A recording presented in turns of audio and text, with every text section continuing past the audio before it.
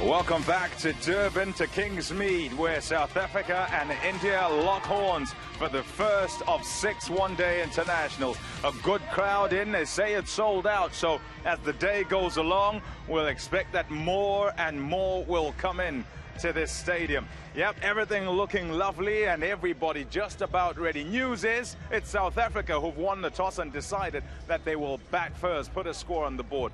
Length is going to be particularly important. Let's find that out from Mike Hayes. Thanks, Palm. I've got a couple of things I want to point out here, which I think are really important regarding this one-day series. Remember, first of all, the tracks are going to be better than the Test series. Let's get straight into this first of all, and let me just point out something here which is quite as interesting. This is all the sixes hit in the death overs in the ICC World T20 in 2016. So there's a key area here which I'm going to highlight. Just have a look. Yorkers. Look at this. Yorkers. And how many sixes hit off Yorkers? Absolutely zero. So that is clearly going to be a key area in this this 6-match series. Right, now I've gone to the seamers, stock deliveries against England in overs 40 to 50, the death overs. What I want to point out here is these strike rates. If you add those strike rates up, you get to 170. So if the ball is delivered in, and it's a new term here, the slot, look at that, the slot, or length, that is going to travel, and that was England back a couple of years ago, where they really hammered the South African seam bowlers towards the end of an innings in the 50-over game. So that's a danger area for South Africa. They'll make sure they get up here nice and full so they don't get hammered for boundaries. Let's have a look also at the Sri Lankan seamers. This is interesting. This is Sri Lanka last summer when they bowled in again, the slot, I'm going to call it again, and also at length deliveries. They went at over 300 strike rate. So that's quite extraordinary. That's the really good work that the South African batters did in particular in this area. But there is going to be one key bowler in this entire tournament we've got to watch, and that is Bumrah. Bumrah is sensational at bowling at the death. He is the best Yorker bowler in the game at the moment, the death in T20s and also one day. So here's a look at his work in the ICC Champions Trophy in 2017. Have a look at that, guys. 35% of his deliveries were Yorkers at the death, and that is going to be something South Africa have to watch out very closely right at the death. Pom, back to you.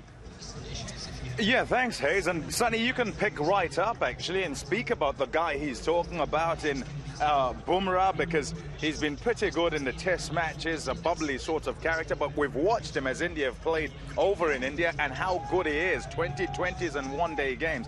Why his rise? What makes him so good?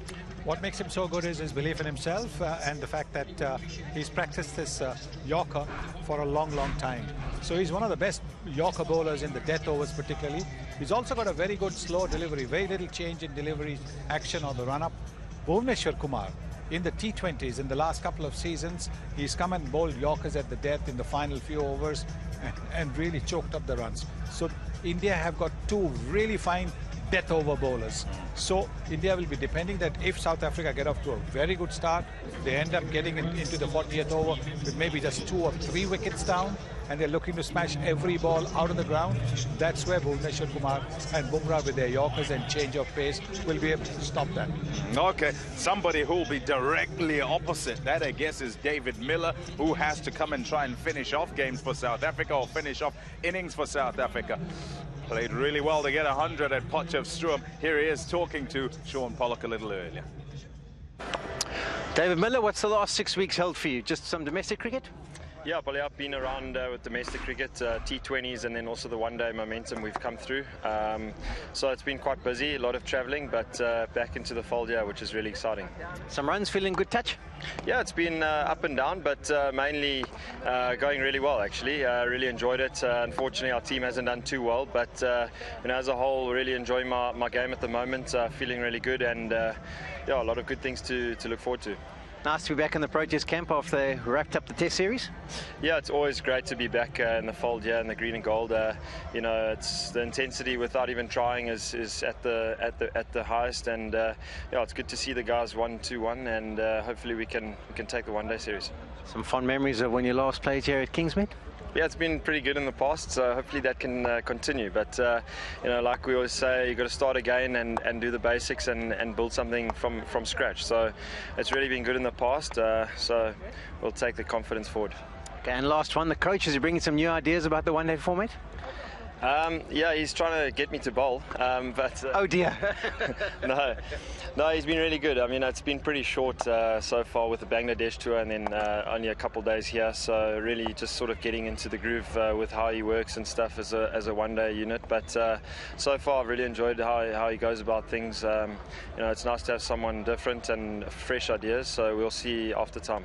Okay, thanks for chatting to us. Thanks, Polly. Thank you. He wasn't to know that it would be with the guy who was working with him prior to Dale Benkenstein. A little chit-chat then about David Miller and also the balance of South Africa's batting with regard to one-day international cricket. Yeah, I think with David Miller, I think we haven't seen the best of him yet. He's got 2 fantastic hundreds in the last 15 months, and I think there's a lot more. We don't realise, we look at the number count of how many ODIs he's played, but you don't look at his age. So I think, as a batter, he only really started blooming a touch later. So I think, the excitement that we've seen from him as to date, I think there's only going to get better and better. And I think, a lot of those guys are probably going to retire after the World Cup. David Miller's going to have to step up and bat in that number 4 position, which he can definitely do and run the South African batting. In terms of the balance, I think you've got the 2 all-rounders. Obviously, the 2 left-handers come in, which makes a nice mix-up with the left-rights. And then you've got Chris Morris and You've got to go with names. I know you know exactly who you're talking about, but sometimes you're going, oh, left-handers, this guy, that guy, and they come nice and naturally to you. All of them were watching, wondering which left-hander. Yes, Miller, but who else? Well, there's so many good left-handers. Okay, they can just choose one, really. Okay, so I'll start off with Quinton De Kock and bad. his struggles in the test matches. What does that mean for one-dayers? Does he get freed up or what? No, I think it's always nice to change. When you change formats, it sort of frees you up a little bit. I think the wickets have been a little bit spicy, especially that last one at the Wanderers, which was quite tough for him. But I know Quinton, he'll take big confidence in the fact that he's a quality international player. You are going to have your ups and downs. He doesn't think about it too much. And against the opposition, he's got 500s against India. So fond memories playing this opposition. He's just got to get back to basics, score where he scores and get nice and hungry. The other 2 left-handers, JP Durmani from Cobras. Anything else you want to know about him? No, married, nothing. 1 kid. No, no thanks. Quality player, I think, in the middle. Great striker of the ball. I think he's been in good touch in the domestic season. He's captained the Cobras, which I think has helped, got a lot of responsibility in his game. David Miller, we've touched on him. And then you've got Andile Petlakwaya, who's one of your all-rounders, which gives you a little bit of flexibility with bat and ball. You bat a little deeper, which can allow your top order to have a bit of confidence, go slightly harder. Where will Markram bat? I think it'll be a straight swap For De Villiers? I think he'll come in 4, unless I don't think Faf would like to give up that number 3 position. I think Faf's done terrifically well in that position. So I don't see that happening. So I think straight for AB. And he's got, the big thing about a young player is how he plays against spin. And I've watched him, he plays really well against spin. So he should be good at number 4. Does it help India? Do they feel a bit better that AB de Villiers is not here? Knowing, of course, that despite him being here, they'd back themselves anyway. Definitely. I think any team will have to back itself, irrespective of the opposition. But clearly, a batsman and a player of AB de Villiers' quality missing from the South African lineup will make them feel that much better. And on a pitch like this, where nothing seems to be likely to happen, so yes, I think AB can go berserk on this kind of a surface. So India definitely will be feeling a lot better that AB is not in the team. Speak about India, and there's a man on screen who's iconic. MS Dhoni comes into the side and kind of quietly, and these days it seems it kind of just slips in and slips out with nobody really taking too much. No, he's a huge player for the Indian side, and how does he fit in quite easily despite being a former captain? Well, I think he's always done things on the quietly, in the sense he's not a demonstrative type. When he was the captain, it was always, he was called Captain Cool, because under whatever circumstances, he always seemed to keep his cool. And that's how he slipped into this side. He's very comfortable in the side for the simple reason that he's a senior player. The players look up to him, and he's a great help field placing, bowling changes to Virat Kohli. Yeah, the players have walked out. They're now standing out in the middle and facing the pavilion. And so time now for the national anthems. Stradler just running in there to get into the lineup as well. Right, let's go to the anthems then.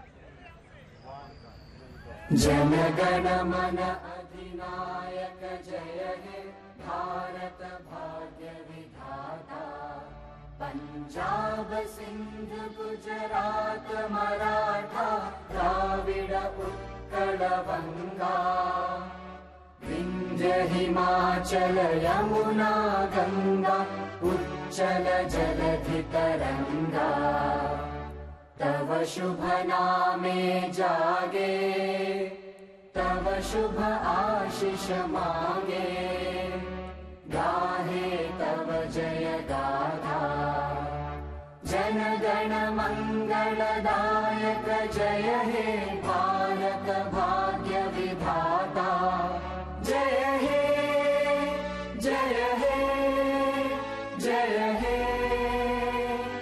जय जय जय जय हे